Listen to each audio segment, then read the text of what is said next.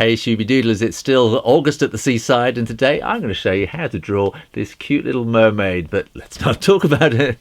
Let's do it. Okay, we're still doing summer at the seaside, and today we're going to draw a mermaid. I'll go slightly over to this side of the page. I'm going to start with her head, which is going to be kind of like an egg shape, and a little bit of neck. And then I'm going to put her shoulders kind of like that. And then her waist will come down there. And then that's going to turn into a kind of fishy shape. And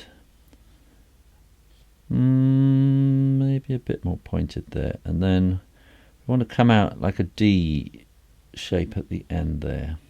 Fish's tails I always find really tricky to do. So I kind of put that there as an aiming point. Go around like that. This is more of a like a whale tail really, and whale tails are actually feet, because the whales came out of the water and then they went back in again. So they crawled around on land and they went back in. And in fact, if you look in a whale skeleton, you'll actually find little leg bones, tiny little leg bones in there. So now I'm going to give her a centre parting, and I want it all kind of going wiggly and curly and swirly in the water, and eyes and a little nose and a mouth. And then I'm trying to think quite how she'll be swimming. So her legs playing up, so I'm going to have her I think with her hand this away, and I'm having to think how will that go. So I'm going to have her kind of thumb going that way. It doesn't quite look right, does it? No, that does not look right. Hands are very difficult. I get a little dyslexic with hands sometimes, and I'm going to put the thumb on the wrong side, and then I think that does not look quite right, so I'm going to do something like that. And then I'll have her doing a kind of side stroke kind of thing going through her hair like that. And then I'm going to give her a couple of seashells for her bikini bra like that. This will be held on there. And I am going to start with her hair, and I think I'm going to do something kind of wiggly like that, and then this can come beneath and then kind of wiggle over there, and then we can maybe do something similar here, and then we want that centre parting coming down there. So then we can now just kind of add more squiggly kind of rat-tailed hair, just have it sort of squiggling all over the place really. And then you can probably fill in some of these sort of spaces with, I don't know, what would you call, kind of hair effect like that. And then we'll put in her face, make those match up a little bit, and a nice little nose, nice little smile. And then we want her neck going that way, and we'll put those straps in there. Hands are not easy, okay, so we want a thumb, and then it's a little bit, I think she might have her hands a little bit more dainty than that. And then we want to put this arm sort of coming out here, thumb, and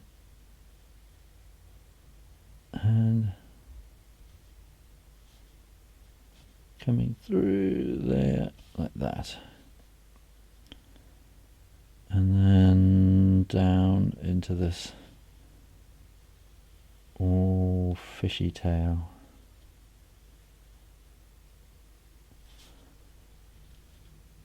I Somebody the other day said, do I rest my hand on the page? Yes, I do. Or did I hover? And I think, can you see there, I kind of missed that curve. And I think maybe if I'd have hovered, I'd have done that. But I'd not have missed that curve. So I've kind of come around here because I can't quite see the line. And so I've kind of gone out and followed the wrong line that I intended.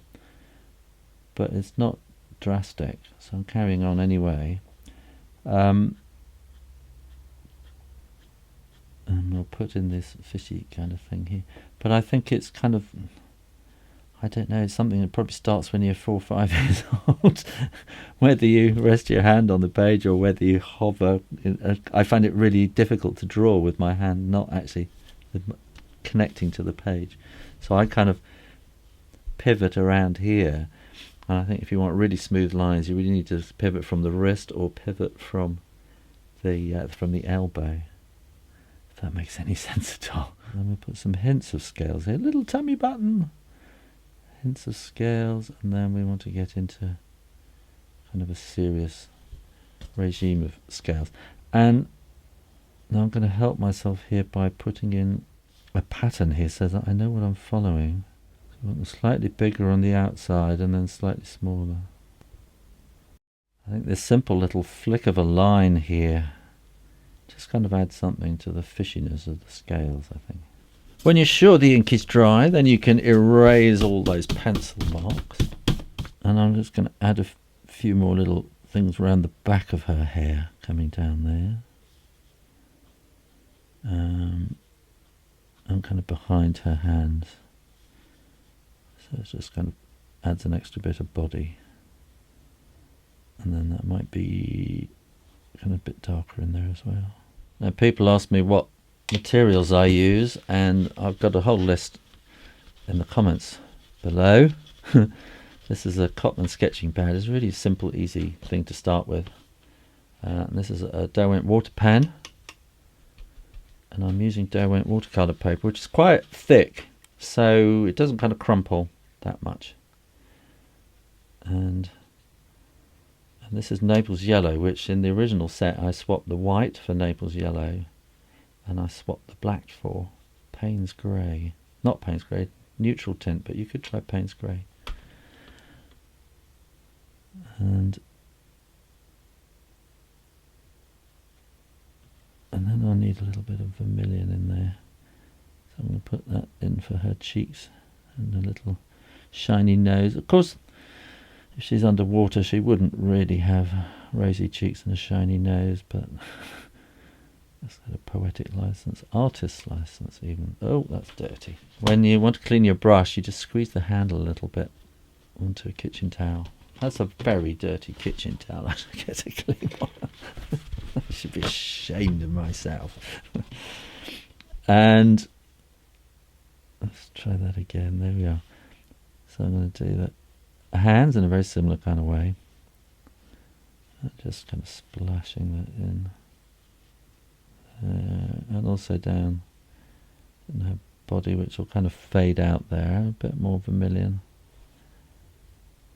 At least I think it's vermilion. It might be scarlet actually, I don't know. I can't remember. I did a video about this box, which will tell you all the colours that are in it. I'm going to want her to have golden hair.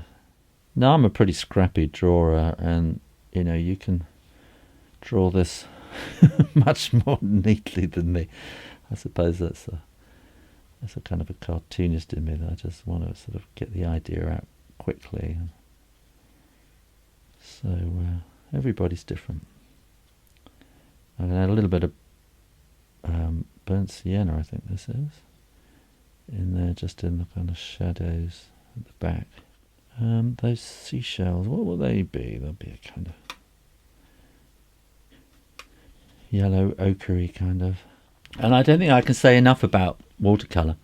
The light from the watercolour comes through from the paper. The paper is the light source, okay? And you put these transparent washes over the top and the light shines through the washes. And Cheryl Eklund put a picture up on the community page of a seahorse for the summer in August, Summer at the Seaside in August, Shoo Rayner Drawing Prize. Yes, you can win a fantastic prize. And Cheryl says, I used a grey scrapbook page which seemed to darken everything. I tried adding extras. Yeah, so if you use a sort of dark paper, especially dark grey paper, there's not much light coming through. It'll still work, but you'll get a different effect, really. So I'm just going to add a little bit of sort of modelling there, and maybe a tiny hint of shadow. I think we need little hints of shadow, maybe in there as well. And down the back there. Good. So I'm going to clean this palette up a bit. But I don't need to clean it that much because I want the blues and I want the greens, the pinks rather. So what I'm going to do is I'm going to have this kind of pinky down this side, and now I'm going to wash out the brush and then just kind of add water there, and I want this to kind of fade, and then here I'm wanting a kind of turquoisey greeny blue on this side. And again, I want that to wash out the brush. So now when I was painting, I'm just painting with water now, with this water brush.